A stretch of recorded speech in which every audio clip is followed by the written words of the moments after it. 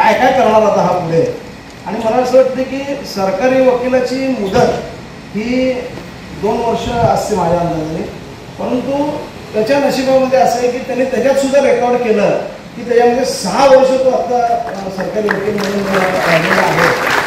आणि 6 वर्ष राहण्याचा सुद्धा रेकॉर्ड आहे. म्हणजे 100 जन्मठेपी ज्या झाल्या त्या देशभरामध्ये इतक्या प्रमाणावर जन्मठेपीचं एक रेकॉर्ड त्यांनी या ठिकाणी केलं. आणि तसंच 6 वर्ष जिल्हा सरकारी वकील राहण्याचं सुद्धा रेकॉर्ड त्यांनी इथं केलं.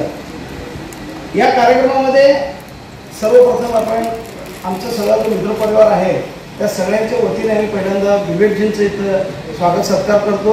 मी आमच्या सर्व मित्रपरिवाराला इथं आमंत्रित करतो. रघुनाथजी बंकापूर, मिलिंदजी फडके, अशोक संकलेजा, व्यंकटेश कंची हे सगळेजण येथील मदन मोरे आहेत, ज्ञानेश्वरजी मेहकल आहेत, किरणजी सुतार आहेत. या सगळ्यांनी मिळून माननीय विवेकजींचा सत्कार सोलापुरी बुके आणि शाल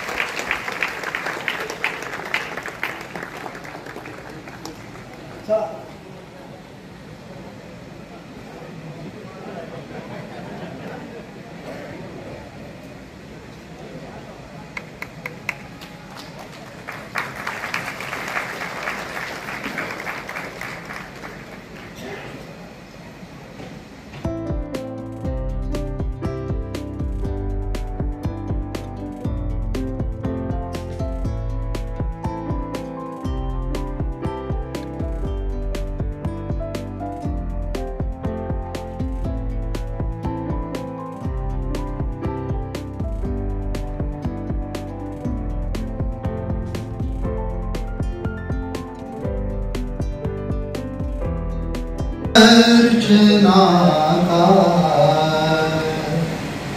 एक छोटा उपकरण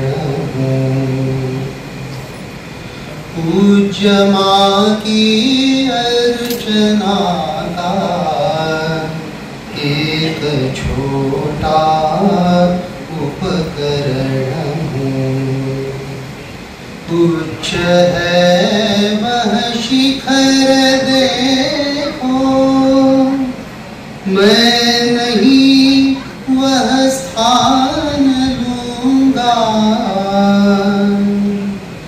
और चित्रित भित्ति का है, मैं नहीं शोभा बनूंगा। पूज्य है यह मातृ मंदिर, नींव का मैं एक कण हूँ। पूज्य माँ की अर्चना का एक छोटा उपकरण हूँ। मुकुट माँ का जगमगाता, मैं नहीं सोना बनूंगा, जगमगाते रत्न देखो, मैं नहीं हीरा बनूंगा। पूज्य माँ की चरण रज का एक छोटा धूल कण हूँ. त्यांच्याबरोबर राहून या संघाच्या सर्व संस्कृतांमध्ये राहून आपण पण यांच्यासाठी एक चांगलं शिकावं असं मनामध्ये आहे. आणि मग तिथून शिकत गेलो. खरं तर त्याचं बालपण थोडं कष्टात गेलंय.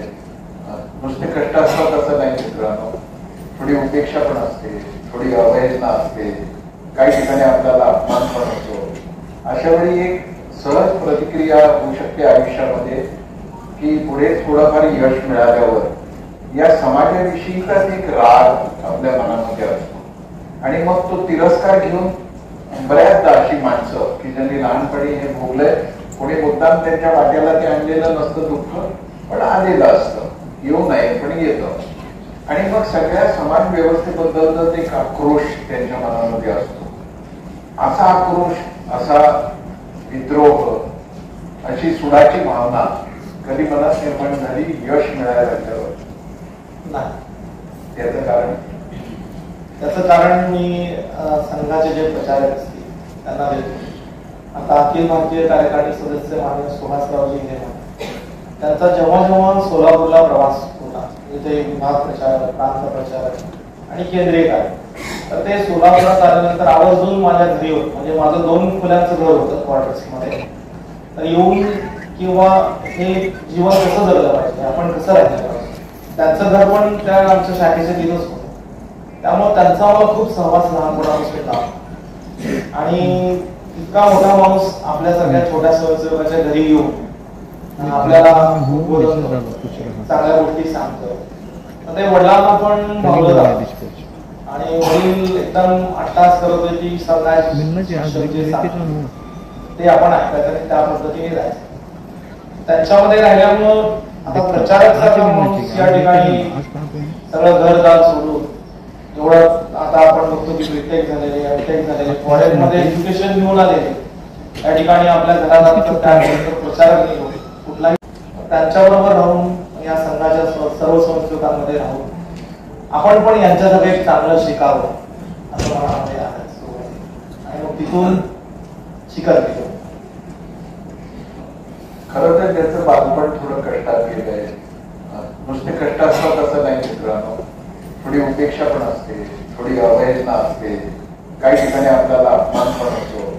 अशा वेळी एक सहज प्रतिक्रिया होऊ शकते आयुष्यामध्ये की पुढे थोडंफार यश मिळाल्यावर या समाजाविषयीचाच एक राग आपल्या मनामध्ये असतो. आणि मग तो तिरस्कार घेऊन बऱ्याचदा अशी माणसं की ज्यांनी लहानपणी हे भोगलंय, कोणी मुद्दाम त्यांच्या वाट्याला ते आणलेलं नसतं दुःख, पण आलेलं असतं, येऊ नये पण येतं. आणि मग सगळ्या समाज व्यवस्थेबद्दलच एक आक्रोश त्यांच्या मनामध्ये असतो. असा आक्रोश, असा विद्रोह, अशी सुडाची भावना कधी मनात निर्माण झाली यश मिळाल्यावर नाही. त्याचं कारण मी संघाचे जे प्रचारक असतील त्यांना देतो. आता अखिल भारतीय कार्यकारिणी सदस्य माननीय सुहासरावजी हिरेमठ, त्यांचा जेव्हा जेव्हा सोलापूरला प्रवास होता, तिथे विभाग प्रचारक, प्रांत प्रचारक आणि केंद्रीय कार्य, तर ते सोलापुरात आल्यानंतर आवर्जून माझ्या घरी होत. म्हणजे माझं 2 खोल्यांचं घर होतं क्वार्टर्स मध्ये. तर येऊन किंवा हे जीवन कसं जगलं पाहिजे, आपण कसं राहिलं पाहिजे, त्यांचं घर पण त्या आमच्या शाखेच्या तिथंच होतं. त्यामुळे त्यांचा मला खूप सहवास लहानपणापासून होता. आणि इतका मोठा माणूस आपल्या सगळ्या छोट्या स्वयंसेवकाच्या घरी येऊन आपल्याला चांगल्या गोष्टी सांगतो. ते वडिलांना पण भावलं जातं. आणि वडील एकदम अट्टास करत होते की ते आपण ऐकायचं आणि त्या पद्धतीने जायचं. त्यांच्यामध्ये राहिल्यामुळं आता प्रचारक या ठिकाणी सगळं घरदार सोडून जेवढं आता आपण बघतो की बीटेक झालेले, एमटेक झालेले, फॉरेनमध्ये एज्युकेशन घेऊन आलेले, या ठिकाणी आपल्या घरात प्रचारक नाही होते कुठलाही. तर ते काय सरकारी वसाहती होत्या आणि त्या बाबतीत तिथे राहणं कसं काय सुरू झालं? वडील माझे नॅशनल हायवे मध्ये सुरुवातीला चौकीदार होते, त्यानंतर शिपाई म्हणून त्यांचं प्रमोशन झालं. आणि मग आम्हाला त्या वडील सरकारी नोकर असल्यामुळे ते शासकीय कर्मचारी वसाहतमध्ये आम्हाला त्या ठिकाणी क्वार्टर्स. पण मग तिथे तुम्हाला अभ्यासाची नाही, तिथं मला अभ्यासाला 2च खोल्या होत्या, एक किचन रूम आणि एक लिव्हिंग रूम, आणि बाकी पूर्ण कॉलनी असल्यामुळे खूप गोंधळ, सगळे लहान मुलं हे ते असं होतं. आमच्या सोलापूर जिल्हा सत्र न्यायालयाच्या बाजूलाच एक समाज कल्याण केंद्र आहे, आणि म्हणजे थोडं वाईट वाटतं, पण ते आतमध्ये अभ्यासाची रूम होती, पण ते रूम मध्ये एंट्री होती की पैसे भरावे लागत होते, महिन्याची फी. पण तेवढे पण पैसे आमच्याकडे त्यावेळेला नव्हते. मग आम्ही बाहेर कट्ट्यावर झाडाखाली बसून त्या ठिकाणी अभ्यास करत होतो. इथं पण म्हणजे अशी माणसासारखी खूप गरजू लोक अभ्यासाला येत होते, म्हणजे त्या जागेसाठी सुद्धा भांडण होणार.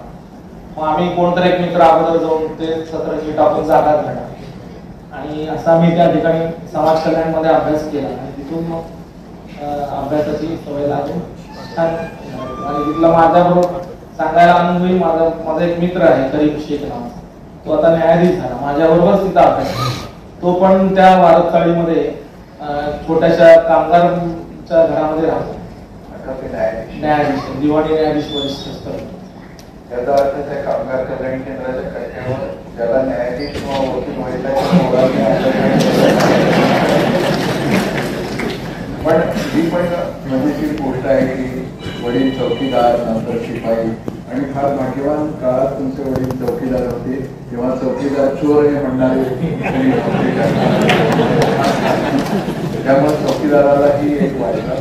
पण जसा शाखेच्या शिक्षकांचा, प्रचारकांचा एक असर, तसं शालेय जीवनाचे एखादे शिक्षक आठवतात की हे मला शिक्षक भेटले माझ्या जीवनामध्ये.